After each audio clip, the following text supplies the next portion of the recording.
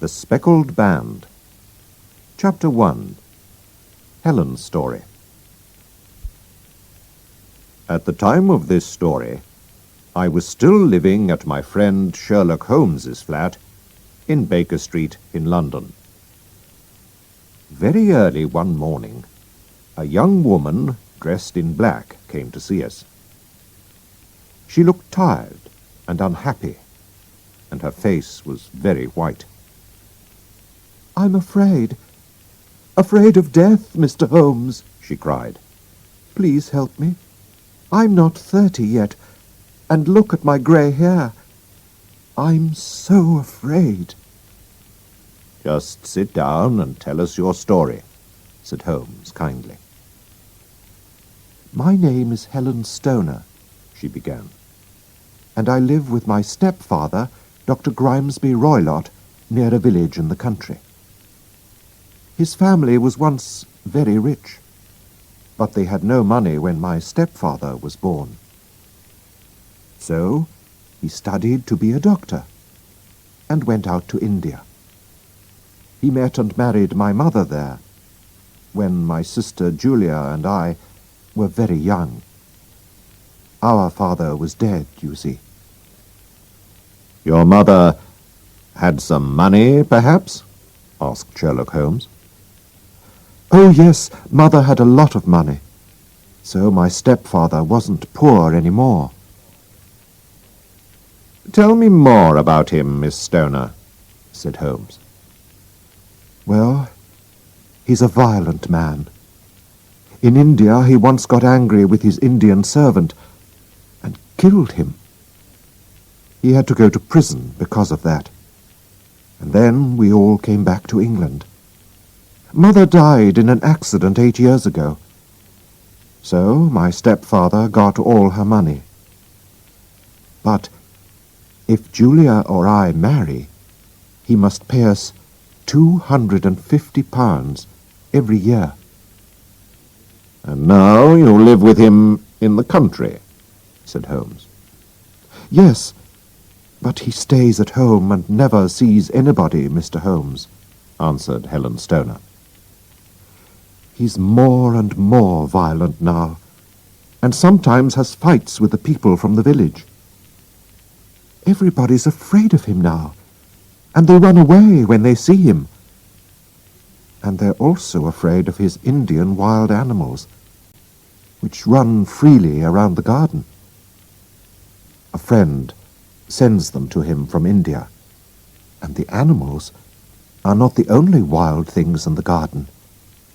There are also gypsies. My stepfather likes these wild people, and they can come and go where they like. Poor Julia and I had very unhappy lives. We had no servants. They always left because they were afraid of my stepfather, and we had to do all the work in the house. Julia was only 30 when she died, and her hair was already grey, like my hair now." "When did she die?" asked Sherlock Holmes. "She died 2 years ago, and that's why I'm here. We never met anybody in the country, but sometimes we visited some of my family who live near London. There, Julia met a young man who asked to marry her. My stepfather agreed, but soon after this, she died." Miss Stoner put her hand over her eyes and cried for a minute. Sherlock Holmes was listening with his eyes closed, but now he opened them and looked at Helen Stoner. "Tell me everything about her death," he said. "I can remember it all very well. It was a terrible time," she answered. "Our 3 bedrooms are all downstairs. First there is my stepfather's room. Julia's room is next to his, and my room is next to Julia's. The rooms all have windows on the garden side of the house, and doors which open into the corridor. One evening, our stepfather was smoking his strong Indian cigarettes in his room. Julia couldn't sleep because she could smell them in her room. So she came into my room to talk to me. Before she went back to bed, she said to me, "Helen, have you ever heard a whistle in the middle of the night?" I was surprised. "No," I said. "It's strange," she said. "Sometimes I hear a whistle, but I don't know where it comes from. Why don't you hear it?" I laughed and said, "I sleep better than you do." So Julia went to her room and locked the door after her. "Why did you lock your doors?" asked Sherlock Holmes. "We were afraid of the wild animals and the gypsies," she answered. "Please go on," said Holmes. I couldn't sleep that night. It was a very stormy night, with a lot of wind and rain. Suddenly, I heard a woman scream. It was my sister's voice. I ran into the corridor, and just then I heard a whistle, and a minute later the sound of falling metal. I didn't know what it was. I ran to my sister's door. She opened it and fell to the ground. Her face was white and afraid, and she was crying. "Help me! Help me, Helen! I'm ill! I'm dying!" I put my arms around her, and she cried out in a terrible voice, "Helen! Oh, my God, Helen! It was the band! The speckled band!" She wanted to say more, but she couldn't. I called my stepfather, who tried to help her, but we could do nothing. And so, my dear, dear sister died. "Are you sure about the whistle and the sound of falling metal?" asked Holmes. "I think so," answered Helen. "But it was a very wild, stormy night. Perhaps I made a mistake. The police couldn't understand why my sister died. Her door was locked, and nobody could get into her room. They didn't find any poison in her body. And what was the speckled band? Gypsies wear something like that round their necks. I think she died because she was so afraid. But I don't know what she was afraid of. Perhaps it was the gypsies. What do you think, Mr. Holmes?" Holmes thought for a minute. He said. "That is a difficult question.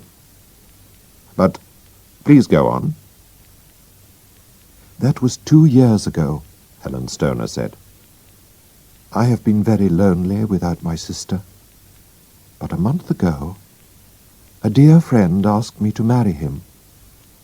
My stepfather has agreed, and so we're going to marry soon. But 2 days ago, I had to move to my sister's old bedroom, because some men are mending my bedroom wall.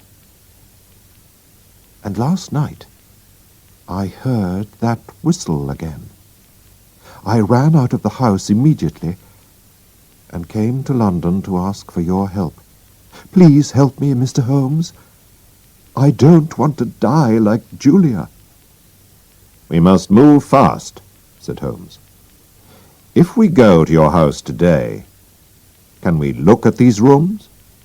But your stepfather must not know." "He's in London today, so he won't see you." Oh, thank you, Mr. Holmes. I feel better already.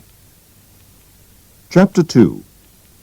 Holmes and Watson visit the house. Holmes went out for the morning, but he came back at lunchtime. We then went by train into the country, and took a taxi to Dr. Roylott's house. "You see," said Holmes to me, "our dangerous friend Roylott needs the girl's money because he only has £750 a year from his dead wife. I found that out this morning. But the gypsies, the whistle, the band, they are more difficult to understand. But I think I have an answer."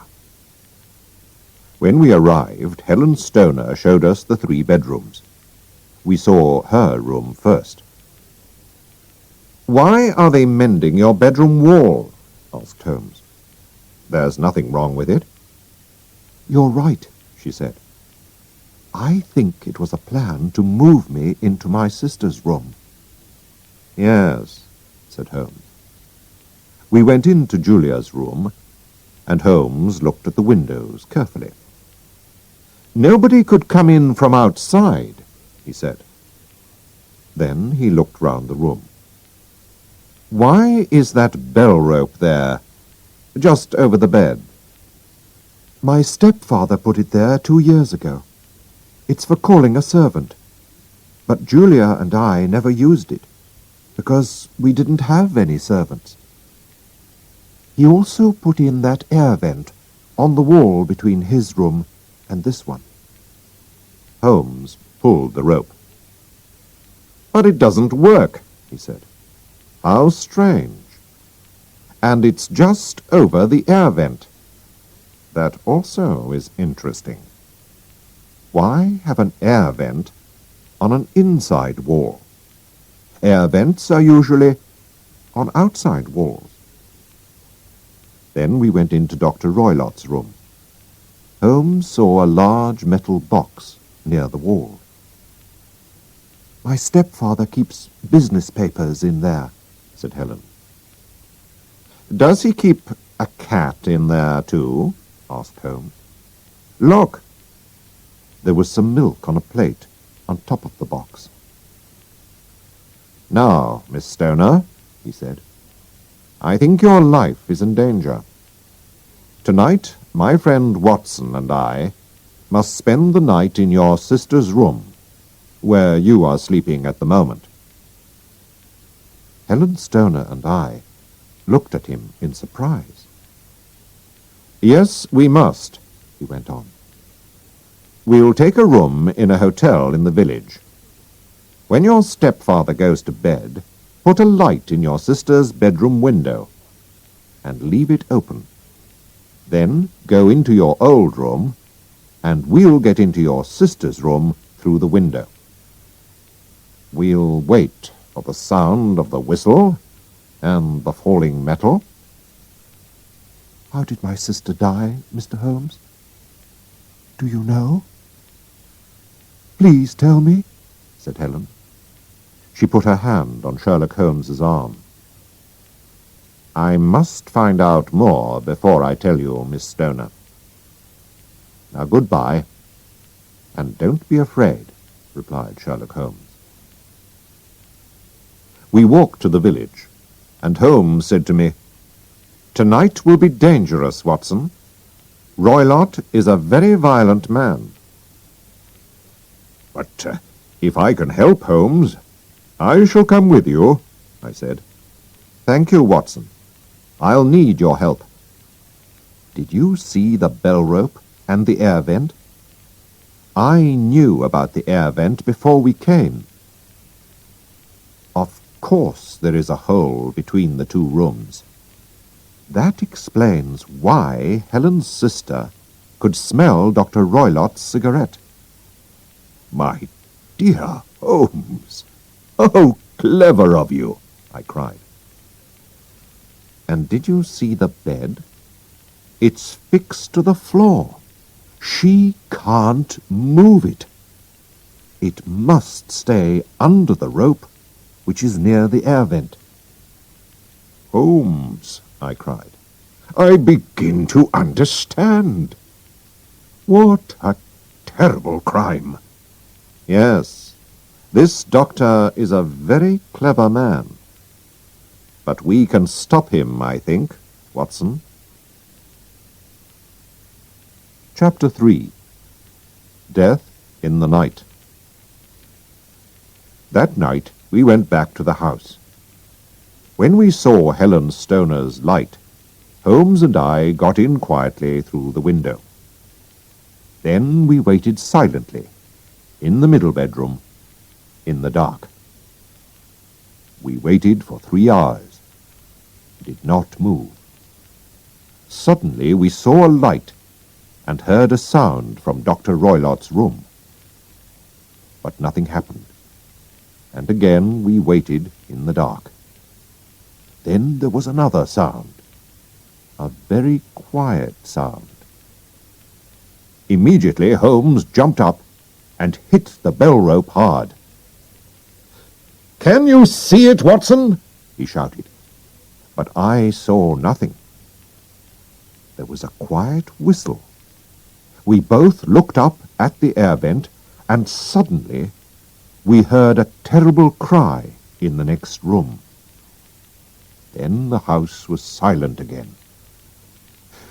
"What does it mean?" I asked. My voice was shaking. "It's finished," answered Holmes. "Let's go and see." We went into Dr. Roylott's room. The metal box was open. Roylott was sitting on a chair. His eyes were fixed on the air vent. Round his head was a strange yellow speckled band. He was dead. "The band, the speckled band," said Holmes very quietly. The band moved and began to turn its head. "Be careful, Watson. It's a snake, an Indian snake, and its poison can kill very quickly," Holmes cried. "Roylott died immediately. We must put the snake back in its box." Very, very carefully, Holmes took the snake and threw it into the metal box. "But how did you know about the snake, Holmes?" I asked. "At first, Watson, I thought that it was the gypsies. But then I understood. I thought that perhaps something came through the air vent, down the bell rope, and onto the bed. Then there was the milk. And of course, snakes drink milk. It was easy for the doctor to get Indian animals, and because he was a doctor, he knew that this snake's poison is difficult to find in a dead body. So, every night he put the snake through the air vent, and it went down the bell rope onto the bed. Of course, nobody must see the snake, so every night he whistled to call it back. The sound of metal falling was the door of the metal box, which was the snake's home. Perhaps the snake came through the air vent many times before it killed Julia. But in the end, it killed her. And Helen, too, nearly died because of this snake.